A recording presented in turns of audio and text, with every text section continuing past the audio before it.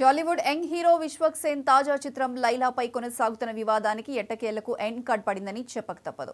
ఈ వివాదాన్ని రేపిన comedian 30 years industry Prithviraj ఎట్టకేలకు క్షమాపణలు చెప్పారు. ఈ మేరకు ఆయన ఓ వీడియో విడుదల చేశారు.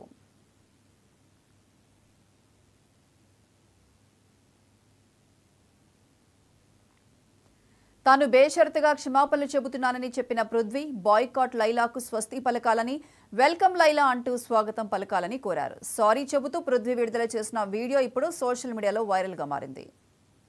సినిమాని కిల్ చేయకండి. సినిమా నటుడుగా, ఒక కమెడియన్గా వెస్ట్ ఈస్ట్లో పుట్టాం పెరిగాం కాబట్టి మాకు వెటకారం అనేది మాకు వెన్నతో పెట్టిన విద్య.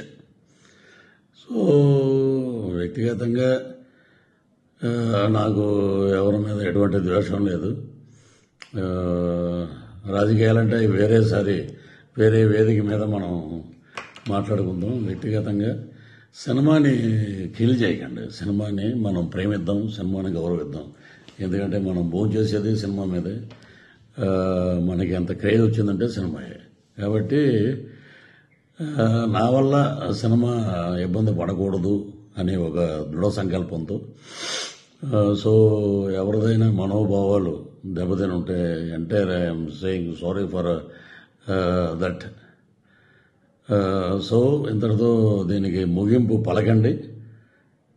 Don't boycott Laila, welcome to Laila on 14th Valentine's Day.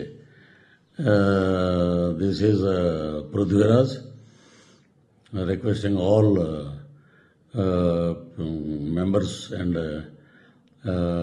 lovely team of Laila unit. So you are going to be rock this movie. Palaknama Dasam మించి ఒక పెద్ద హిట్ అవుతుంది. కాబట్టి మీరందరూ హ్యాపీగా ఉండండి, ధైర్యంగా ఉండండి. So tomorrow is ours Vishwak Sen day. రేపు February 14th ప్రేమికుల దినోత్సవం అద్భుతంగా జరుపుకోండి. సో ఇది నా వ్యక్తిగతంగా మా అన్నయ్య గారు అయినటువంటి వీరశంకర్ గారు మనం సినిమాకి ఇబ్బంది పెట్టొద్దు అని అంటే, సో నేను ఈ వీడియో చేశాను. సో సినిమా మీద గౌరవం, కళామ తల్లి యొక్క ఆశీస్సులు ఎప్పుడూ అందరి మీద ఉండాలని మనస్ఫూర్తిగా కోరుకుంటూ ఇంతటితోటి ఈ వివాదానికి ఫుల్ స్టాప్ పెడతామండి. వన్ మోర్ థింగ్ ఏంటంటే, ఇప్పుడు సరే సినిమాకి ఇలాగా దెబ్బ తగులుతుంది.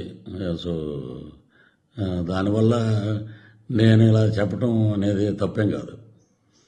సో అది వదిలేద్దాం. All the best for Laila team. And ఏ రోజు కూడా పేర్లు పెట్టి ఒక అతను నన్ను చాలా నీచంగా మాట్లాడాడు. ఎందుకంటే అతను స్థాయి అది, అతని వ్యక్తిత్వం అది.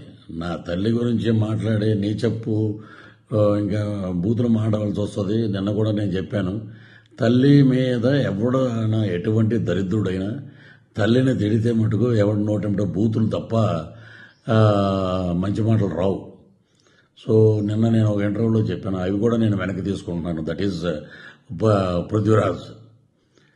మా పార్టీ మాకు నేర్పినటువంటి క్రమశిక్షణ, నీతి, నిజాయితీ, అది మేము నేర్చుకుంది మా నాయకుడి దగ్గర.